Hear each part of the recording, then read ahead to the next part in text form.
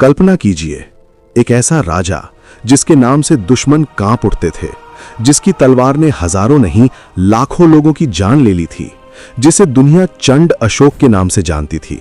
लेकिन यही राजा एक दिन ऐसा बदल गया कि वो इतिहास में महान अशोक बन गया। ये कहानी है एक निर्दयी विजेता से एक शांति प्रिय सम्राट बनने की। समय था मौर्य साम्राज्य का, भारत का सबसे शक्तिशाली साम्राज्य, और उसके सिंहासन पर बैठा था सम्राट अशोक। अशोक बचपन से ही बेहद तेज, साहसी और महत्वाकांक्षी था, लेकिन उसके अंदर एक और चीज थी, निर्दयता।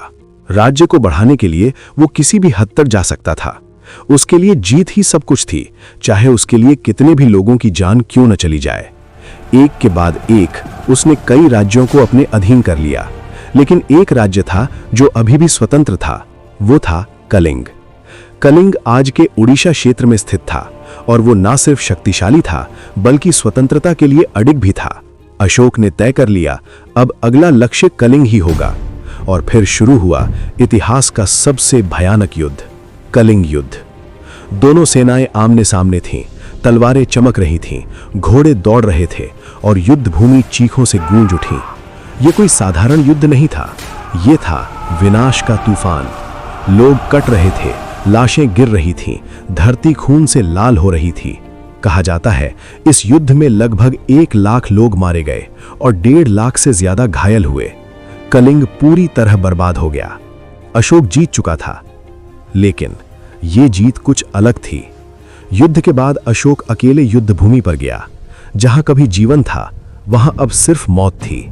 चारों तरफ लाशें पड़ी थीं, घायल लोग दर्द से कराह रहे थे, बच्चे अपने माता पिता को ढूंढ रहे थे और औरतें रो रो कर आसमान को कोस रही थीं।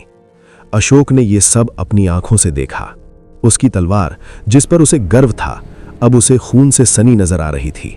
उसके कदम रुक गए, दिल कांप उठा, और पहली बार उसके अंदर कुछ टूटा। उसने सोचा, क्या यही मेरी जीत है? क्या इस विनाश के लिए मैंने युद्ध किया था? उस रात अशोक सो नहीं पाया। हर तरफ वही चीखें, वही दर्द, वही खून।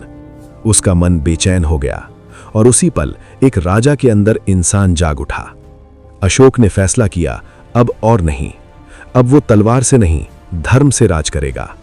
उसने युद्ध छोड़ दिया, हिंसा त्याग दी और अपनाया बौद्ध धर्म। अब वही अशोक जो कभी विनाश का कारण था, शांति का संदेश फैलाने लगा। उसने पूरे साम्राज्य में स्तंभ बनवाए, जिन पर लिखवाया दया, करुणा और अहिंसा का संदेश।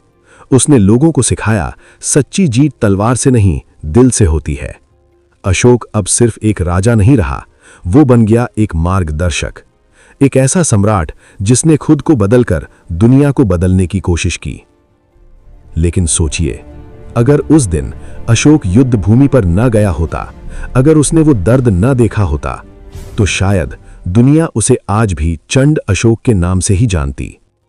इतिहास हमें सिर्फ युद्ध नहीं सिखाता, ये हमें इंसानियत भी सिखाता है।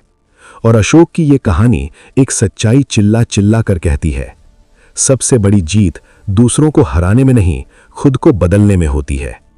अगर आपको ऐसी ही सच्ची और दिमाग हिला देने वाली कहानियां पसंद हैं, तो अभी सब्सक्राइब कीजिए MG फैक्टवर्स, क्योंकि यहां इतिहास सिर्फ बताया नहीं जाता, महसूस कराया जाता है। धन्यवाद।